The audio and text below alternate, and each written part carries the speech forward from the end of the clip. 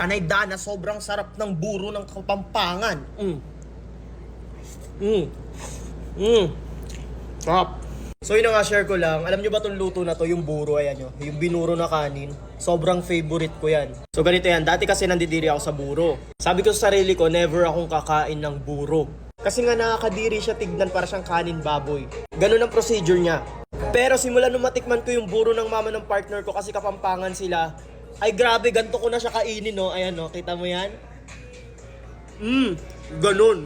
At sobrang sarap ng buro ng mama niya. Pag kumakain ako ng buro, kahit anong ulam pinapartner ko siya. Kahit pritong manok, itlog, hotdog, adobo, lahat yung papartneran ko ng buro. Wala kang pakialam, te.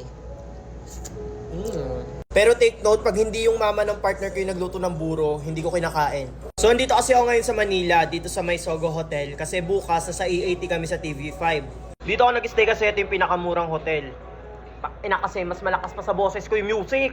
So way back, every time kasi nadadaan ako ng San Fernando, taga San Fernando kasi sila. Every time nadadaan ako ng Pampanga, madadaan ako doon. Lagi yung may pasalubong sa akin at laging may pabaon yan. Laging may buro, yan lagi ko request. Buro, tsaka yung adobong puti, ayan o.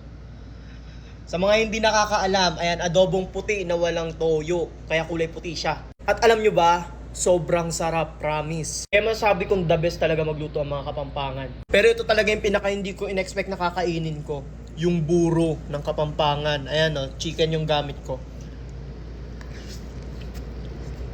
Sarap. Promise kung may kakilala kang Kapampangan, magpaluto ka ng buro, itry mo kung gaano kasarap. Tanay Dana. Tiyan na.